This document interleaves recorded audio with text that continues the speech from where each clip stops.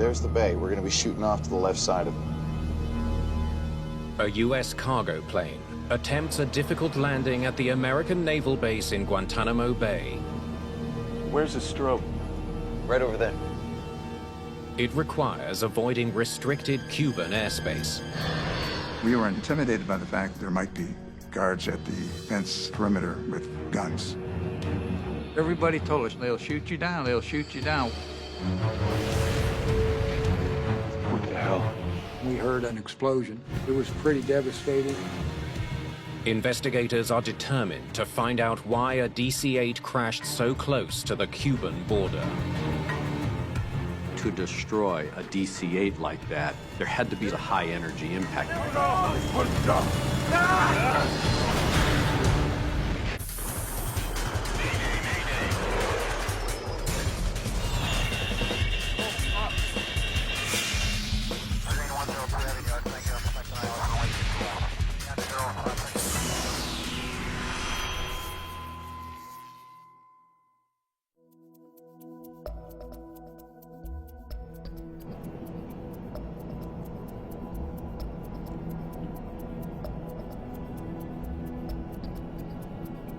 Guantanamo Bay, an isolated U.S. Navy training base that sits on the edge of the communist island of Cuba. Assistant Fire Chief Frank Krupa and some trainee firefighters prepare for a practice drill. All right, let's get at it. A typical duty day, like many fire stations, you're there training and staying prepared for the alarm to strike.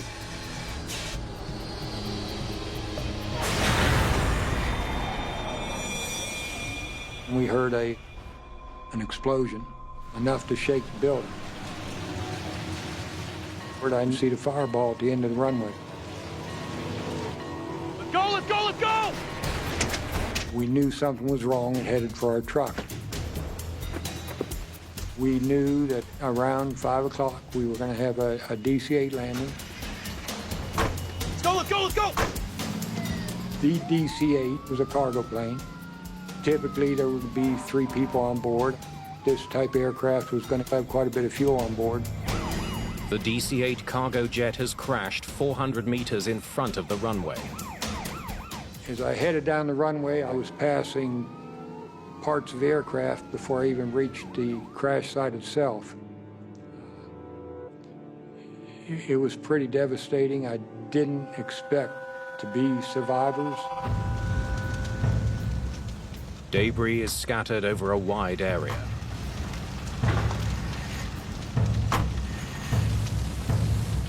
Something catches Krupa's eye.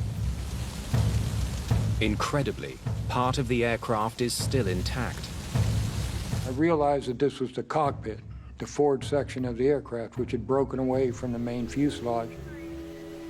And I decided to walk over and see what I could see. It was the cockpit had been inverted. It was heavily damaged. Help! To Krupa's astonishment, he hears signs of life. Help! I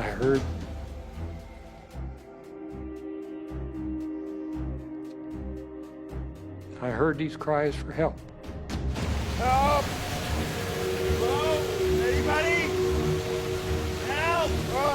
Help! Through the aircraft, I could hear the moans of personnel inside and realized that someone had survived. We've got survivors. I got on the radio and I told them to leave their vehicle and come over, and we had survivors. We needed to begin rescue. Krupa clears a path into the damaged cockpit. And there was a small hole at the bottom of the cockpit.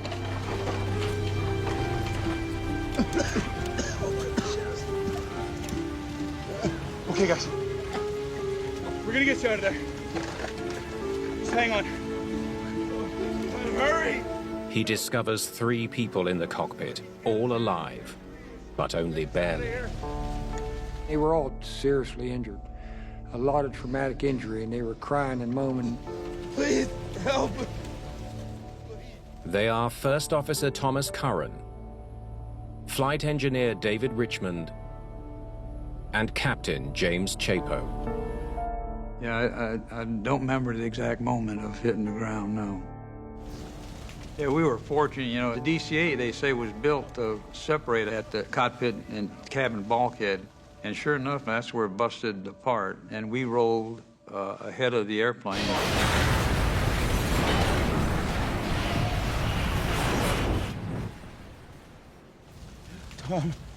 Tom, I'm here, Jim. Can you move? Yeah. My memory of the actual accident itself is gone. Please, help us. I was told when the airplane hit the ground, a large boulder came through the cockpit by my rudder pedals and broke off the rudder pedals and severely damaged my legs.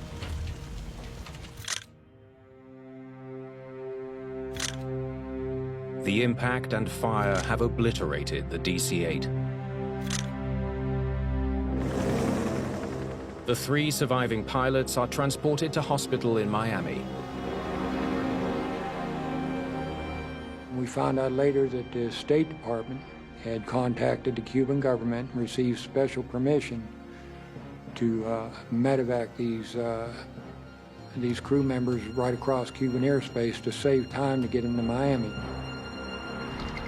Within hours of the accident, a team of investigators from the National Transportation Safety Board is on its way to Guantanamo.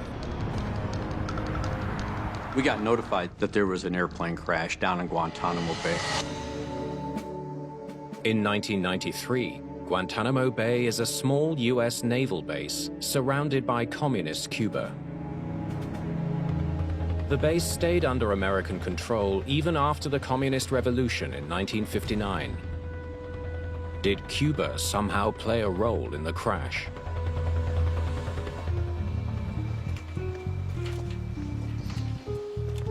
All right, let's see what we got.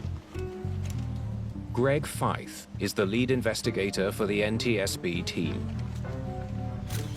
He knows that the crashed cargo plane is a DC-8 operated by a U.S. carrier. It was operated by American International Airways, which is actually owned by a company called Connie Coletta, Inc. The aircraft was operating as flight number 808. Feith is shocked by the extent of the destruction. It's always a devastating sight when you see this magnificent machine spread out in pieces.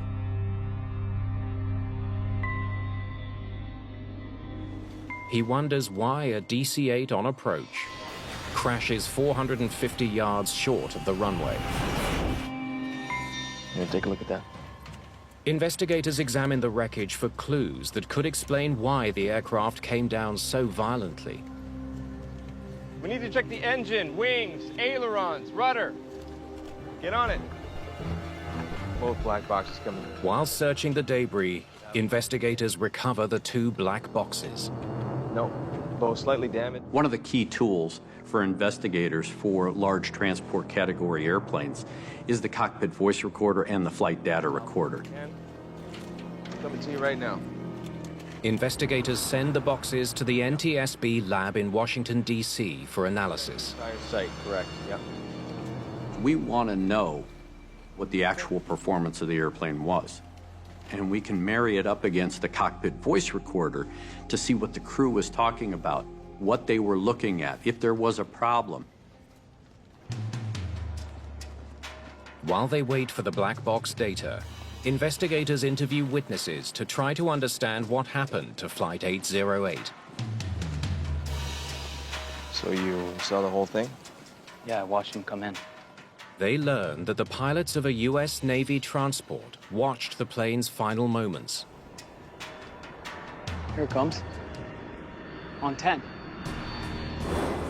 They were near the runway when Flight 808 began its approach.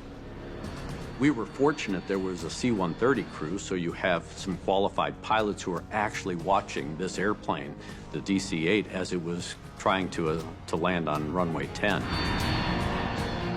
The DC-8 was turning towards the runway when something went wrong. They described that when they watched the airplane as it turned towards runway 10, the bank angle continuously increased. He's not gonna make it. No way.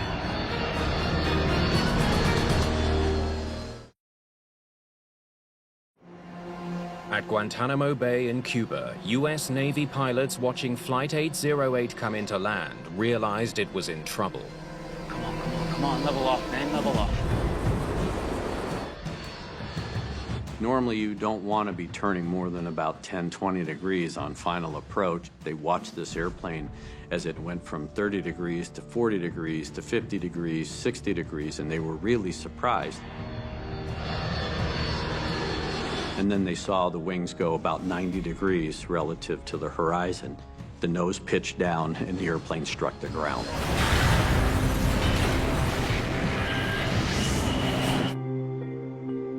Sounds like a wing stall. Yes, sir. Sure look like it. Yeah. What the pilots describe sounds like an aerodynamic condition known as wing stall, during which the wings aren't producing the lift needed to keep the plane in the air. So you now have the dynamic. You understand how the aircraft struck the ground. Now you have to determine why.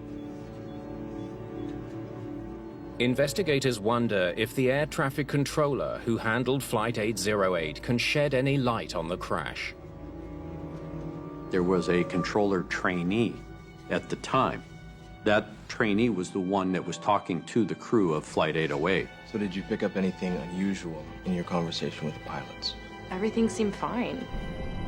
Guantanamo, this is Connie 808. Connie 808, Guantanamo, go ahead. Well, except for one thing. What was that? Investigators learned that 12 minutes before the crash, the crew of Flight 808 radioed in as they were approaching the island and made an unusual request. Connie 808 requesting, we'd like to make the approach for 10 this afternoon. Connie 808, understand you'd like runway 10? That's affirmative, runway 10. They asked to change runways. The controller typically will allow the crew to make the decision as to what runway. And that runway selection sometimes is based on wind conditions or certain types of weather conditions or possibly even airspace restrictions. Guantanamo has a single runway, with aircraft landing in either direction, identified as 28 from the east and 10 from the west. Flight 808 was originally scheduled to land on runway 28. Normally, airplanes land on runway 28. It's more or less a straight-in approach, landing to the west. But then the crew requested a switch to runway 10. That approach is closer to the border with Cuba. To avoid Cuban territory, landing aircraft are forced to approach from the sea and then make a sharp turn onto runway 10. You only have 3/4 of a mile from the border fence, so trying to manipulate or maneuver a DC-8 is a real challenge.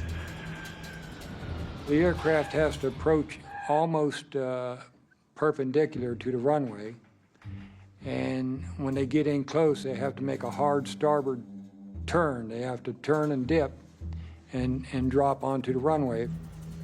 Feith is puzzled. Why would the crew of Flight 808 choose the more difficult approach? Did they say why they wanted to land on 10? I think it caught her attention that why would you do that when everybody else lands on runway 28, which is the easiest approach? Investigators want to interview the 3 pilots of Flight 808 about their crash, but they are still in intensive care, and they remember little about the accident.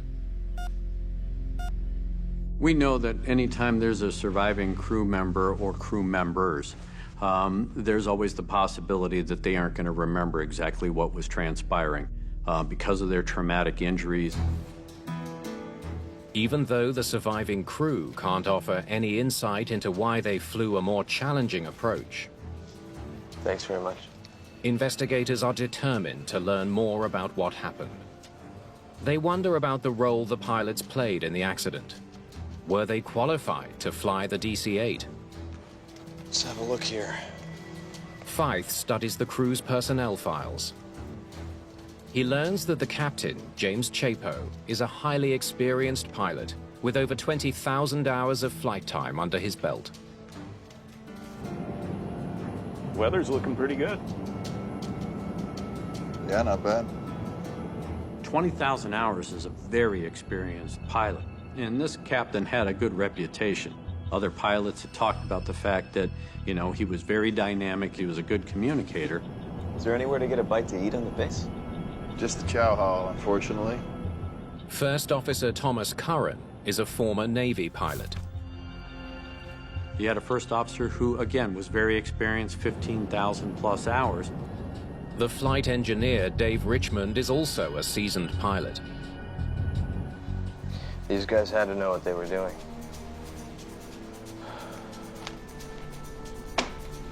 Doesn't make any sense. Fyfe wonders why an experienced crew allowed the aircraft to get into such a severe bank. From an accident investigation standpoint, when you have tens of thousands of hours between these three pilots, you know that they can operate the airplane. So now the question is, why didn't they? How come they weren't able to use that experience to successfully land this airplane? Investigators still don't understand what led AIA Flight 808 to crash at Guantanamo Bay Naval Station. They know the crew was highly qualified, and now wonder if there was something wrong with the plane. Let's bring it up, please. An investigator is always keeping an open mind. We're somewhat inherently suspicious people, and consequently, I'll look at a lot of different theories, but I'm not going to exclude anything until I know for fact that it couldn't be that. Now Fyfe finally has access to the plane's critical digital flight data. He uses that data to recreate the exact flight path of the plane. When we looked at the flight path study, we had to understand what the dynamics of that flight was, and then see how the crew was handling flying this approach. Okay, so far so good. Investigators study the plane's flight path.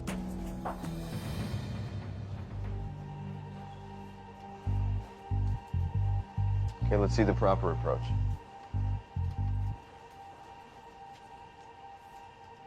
So they started their turn too late and never recovered. The botched turn meant the crew of Flight 808 had to take the aircraft into a steeper and steeper bank in order to get it aligned with the runway. The pilot increased the bank, trying to salvage that turn and get the airplane lined up. But the steep bank was reducing the plane's ability to stay airborne. When you bank the airplane to 45 or 60 degrees, the amount of lift it's producing to hold the airplane in the air is compromised because the wings are not pointed up, they're at this high angle. Now all of a sudden the airplane gets into an aerodynamic stall at a time that you don't expect it. And because you're low to the ground, you don't have sufficient altitude for proper recovery. The simulation has left investigators with urgent new questions. Why did they start that turn so late? Fyfe also needs to know why the crew didn't abandon an approach that was so clearly going wrong. It was kind of surprising for all of us that you would be maneuvering an airplane of that size, that low to the ground. The cockpit voice recording is finally ready. It's Fyfe's last hope for solving the mystery. Investigators get a breakthrough when they listen to the recording. Okay, let's get started. We didn't hold a lot of hope out for getting good information from the flight crew. That's why the cockpit voice recorder became so important to us, because it could fill in the gaps. And what it reveals is extraordinary. Connie 808, you're required to remain within the airspace designated by a strobe light. Roger, we'll look for the strobe light, Connie 808. Fife hears the air traffic controller discussing a strobe light with the crew of Flight 808. So what do we know about this strobe they keep talking about? They study a navigational chart for Guantanamo Airport. There it is. They learn that a strobe light marks the base's border fence with Cuba. On the approach to runway 10, there are certain visual cues that the crew would use in order to get themselves lined up so that they wouldn't overfly the restricted airspace. One of those cues was a high-intensity strobe light that was mounted along the border fence. Are they giving us 28? Yeah, if it's available. Investigators hear the crew talking about using the easier runway, 28, for the landing. They had initially lined up for 28, and that was to be their landing runway. So why did they switch to 10? How to make that 10 approach? Just for the heck of it and see how it is. If we miss it, we'll just come back around and land on 28. Okay. Stop the tape. For the heck of it? That's why he's landing on runway 10? Fife is struck by the captain's decision to use runway 10. When there was a comment by the captain going, why don't we just try runway 10 just for, I think, the heck of it? You know, I mean, you don't just do things for the heck of it in an airplane of that size. I think that caught us by surprise. Investigators learned that neither pilot had ever landed a DC-8 at Guantanamo. They wonder if the captain knew that runway 10 was a more challenging approach than runway 28. They study the airline's procedures. They had to watch a video. That's it. Because of the difficulty landing at Guantanamo, military pilots require special training to land on runway 10. But AIA only required its civilian pilots to watch a short video. Exercise extreme caution when landing on runway 10. Records show the captain and first officer had both watched the training video within the past year. Align your base leg just to the right of the strobe beacon. This beacon identifies the U.S.-Cuban boundary beginning at the shoreline. Landing on runway 10 was very unique. That's why the airport was classified as a special use airport, because it takes specialized training. Let's keep going. Investigators now know why the crew chose runway 10. But why didn't they abandon their disastrous approach? There's the airport straight ahead. Huh? Fife learns that as Flight 808 approaches Guantanamo, Captain Chapo is finding it difficult to get a visual fix on the airport.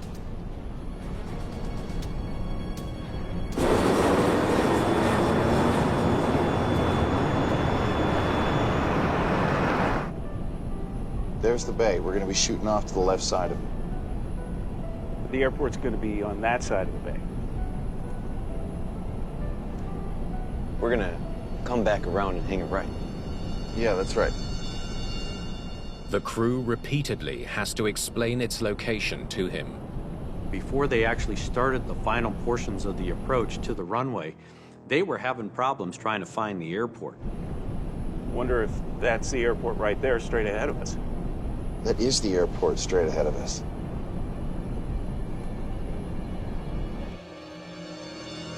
What's wrong with this guy?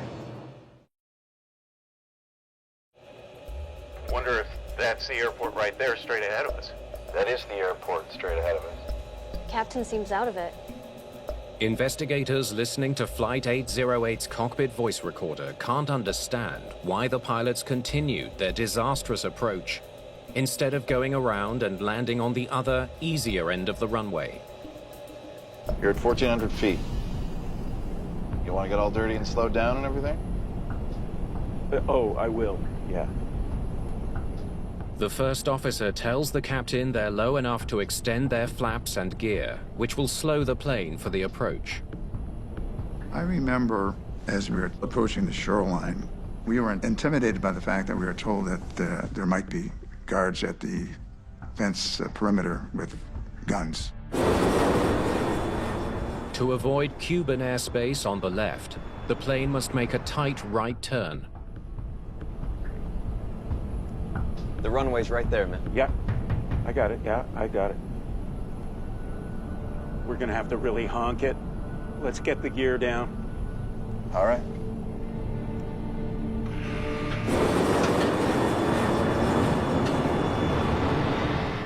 The crew seems increasingly anxious as they remind the captain to get the aircraft ready to land.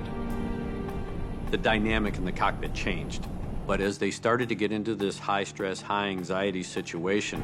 Slow. Airspeed.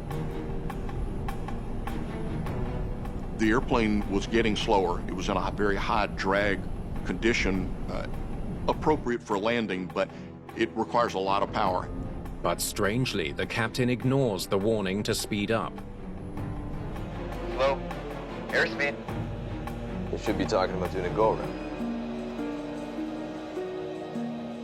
This captain found himself in a position where he ended up trying to salvage a bad situation when he should have abandoned the approach. Where's the strobe? Right over there. Where? Right over there. Where? The captain cannot locate the strobe light that marks the Cuban border. Because everybody told us, you know, they'll shoot you down, they'll shoot you down. You know, we're not getting your airspeed back there. The flight engineer notices that the plane is still flying more than 10 knots too slow. Where's the strobe? Right down there. I still don't see it. Instead of increasing his airspeed, the captain keeps trying to find the strobe light. It was a clear indication that the airspeed was below what the flight engineer felt was acceptable. And the captain was still fixated with trying to find that strobe light. I still don't see it. He's obsessed with that strobe.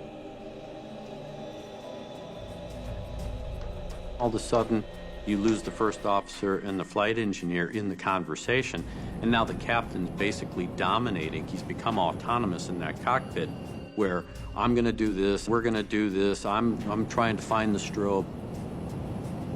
Oh, hell. We're never gonna make this. Huh?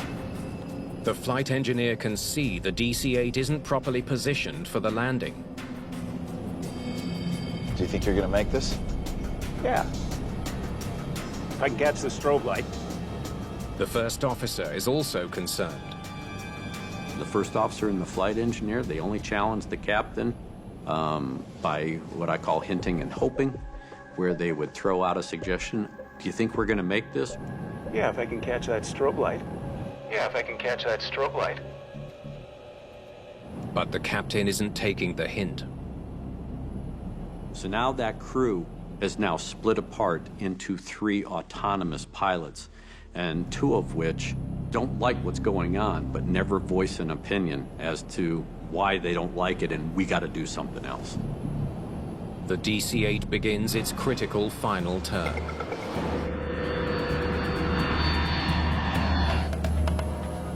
But the captain still can't see the runway. He realizes he must have begun the turn too late.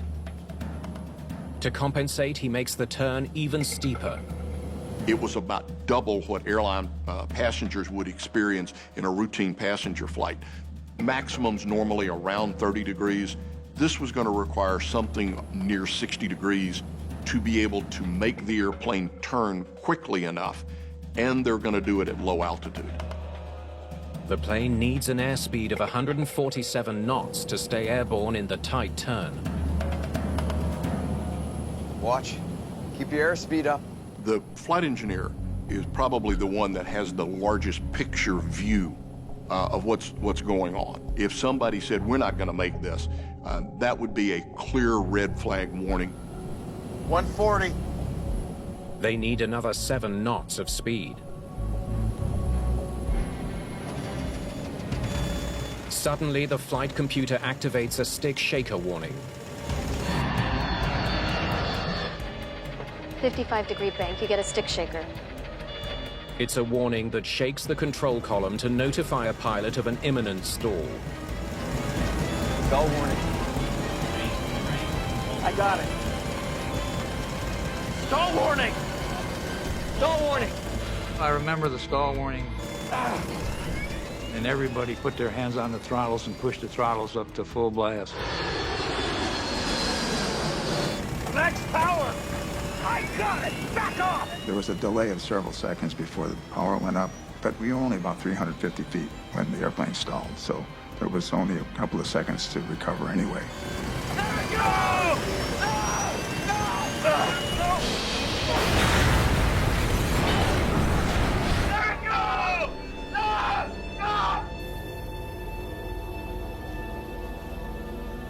He completely tuned out his crew. Investigators are struck by the captain's peculiar behavior, his hostility, his fixation on the strobe, and the way he ignored his crew's warnings. We knew that there was some bad decision-making going on in this particular cockpit. We knew that there were some attitudes that had started to come out during the latter portions of the approach. We knew that communication had broken down, and the question was why. This new evidence turns the focus back on the pilots of Flight 808. Investigators will need to look beyond their stellar track record to see what they can uncover. Okay, let's find everything we can out about these guys. Greg Feith studies the duty rosters and pilot logbooks of the AIA DC-8's crew to see if they offer any clues about the three pilots' strange behavior. What have we here? As part of looking at the performance of the flight crew, we typically do a 72-hour look back at the crew. What have they been doing in the last 72 hours? So you look at their time off, you see when they came on duty, you see what kind of flying they had done just prior to the accident. Feith learns that the day before the crash, the crew started flying from Dallas-Fort Worth at midnight and flew all night. They crossed the country before arriving back at their Atlanta base just before 8 a.m. It's called the backside of the clock flying. That is flying at night, which the typical cargo haulers do.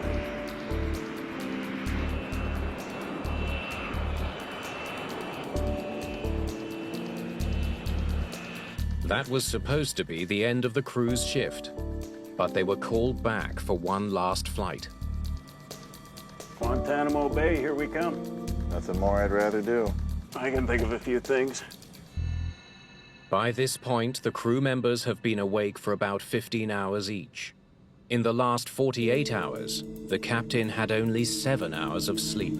I was not particularly enthusiastic to go out for another 7, 8 hours of flying. I'd much rather have gone home and get a good night's sleep and a home meal. The new flight headed to Virginia to pick up cargo that included submarine parts. They wanted us to go to Norfolk and then go to Guantanamo Bay, unload, and then fly back to Atlanta. Could the lengthy duty time have impaired the pilot's performance to the point they crashed their plane? It's real easy to write it off as pilot error, saying they screwed up, they didn't maintain airspeed, they stalled the airplane, they crashed the airplane. But that doesn't tell us the whole story. Investigators asked NASA for help in analyzing the sleep patterns of the DC-8 crew. Thanks for helping out with this. Mark Rosekind leads that effort. He's the head of NASA's Fatigue Countermeasures Program. We knew that fatigue was a risk, so we knew bad stuff was already going on in flight. The key was, how do you demonstrate fatigue actually played a role in that crash? Rosekind calculates how many hours of sleep the crew had in the few days leading up to the accident. He discovers that the pilot's long workday wasn't the only reason they would have been tired. They were all sleep deprived. The crew also experienced an accumulated lack of sleep, or sleep debt, from the 2 night shifts before the crash. Gear up. Tom. Yep, got it.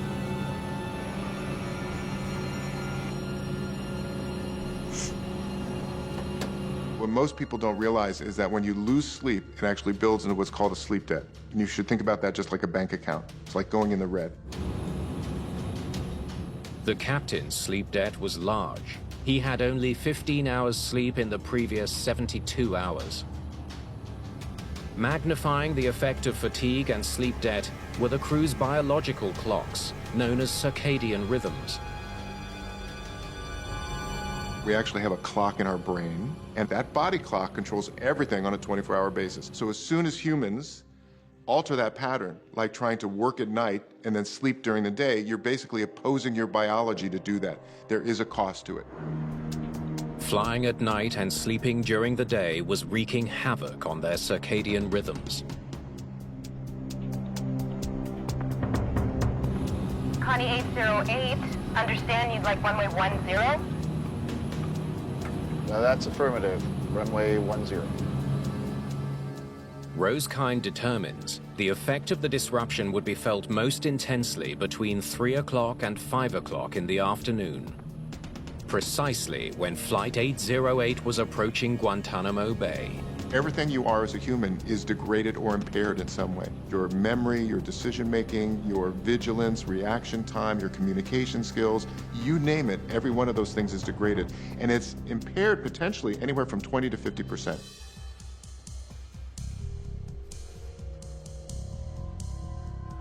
Again, and again, and again, and again. The captain in particular was showing noticeable symptoms of fatigue. One was what we call cognitive fixation. The captain just got stuck on finding a strobe light. Where's his strobe? Right over there. Where? And he kept saying, if I can just find the strobe light, if I can just find the strobe light. Oh, hell. We're never gonna make this. Huh? All 3 pilots were suffering from the cumulative impact of fatigue, a very long shift. Do you think you're gonna make this? Sleep debt. Yeah. And disrupted circadian rhythms. Even one of them could have put him at risk, but it was the whole crew, really, that was suffering from fatigue at the time of the accident. What investigators have uncovered raises a disturbing question. Why did a sleep-deprived crew suffering from fatigue accept the last-minute flight to Guantanamo?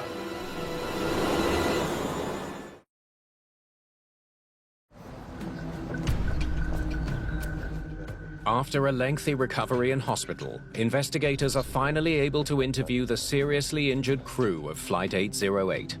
At long last, they'll get a chance to hear the crew's side of the story. I was tired. We were all tired. You didn't have to accept the flight. Technically, no, but we didn't really have a choice. If you had an objection to taking a trip, you could be in for a little bit of a conversation with the boss. So we decided we'll take the trip. The cargo industry is notorious as being a cutthroat industry. They will push the crews routinely to the edge of duty time limits. So there's this constant feel of almost a military type, we've got to get this done, philosophy that becomes the corporate culture. So now you have pilots who think the same way. I'll do whatever it takes to make things happen. Why? Because there's this fear of intimidation and the loss of a job that if you don't do it, I'll find somebody that will. That fear may have led to disaster.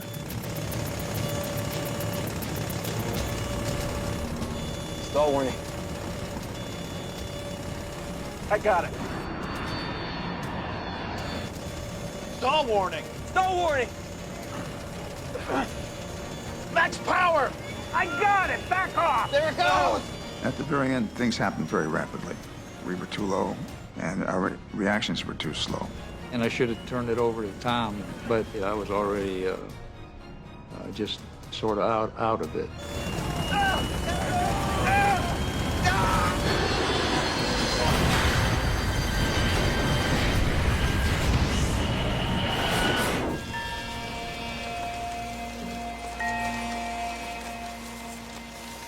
It still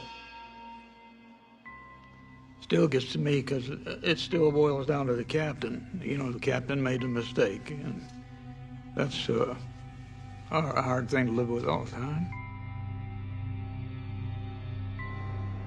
Investigators discover one final tragic piece of the puzzle. The strobe Captain Chapo spent so much time looking for wasn't even working that day. And no one had told the controller that the strobe was down. She never told them that it was inoperative. Where's the strobe? So now they're trying to find something that doesn't exist. And when they saw something flash out there, which they thought was the strobe, it was actually the tin roof on a little cabana. They assumed that that was the strobe. In his final report on the crash of AIA Flight 808, Greg Feith emphasizes the central role played by fatigue.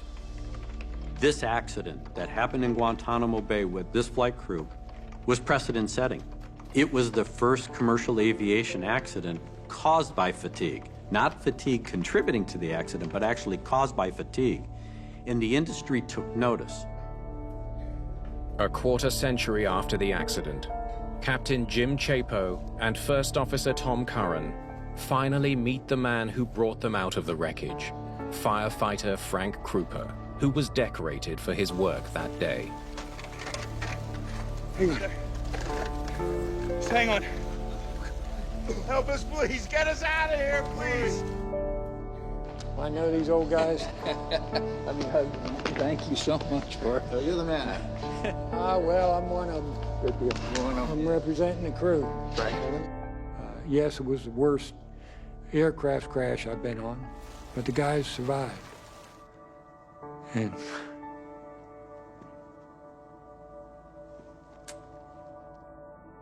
despite losing his right leg, First Officer Tom Curran went back to flying and eventually joined the NTSB as an investigator. I live with considerable discomfort.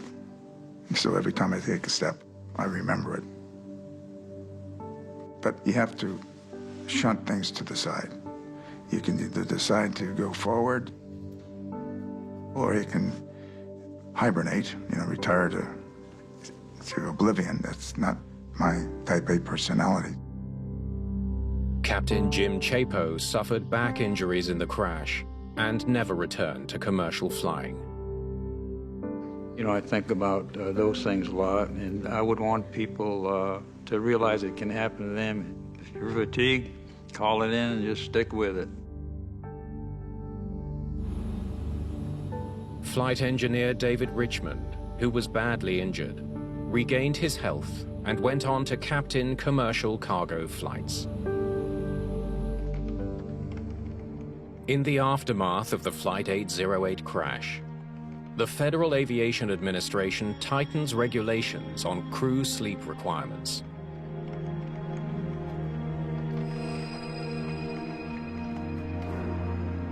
And mandates airlines to take into account the latest sleep research as they manage pilot rest times.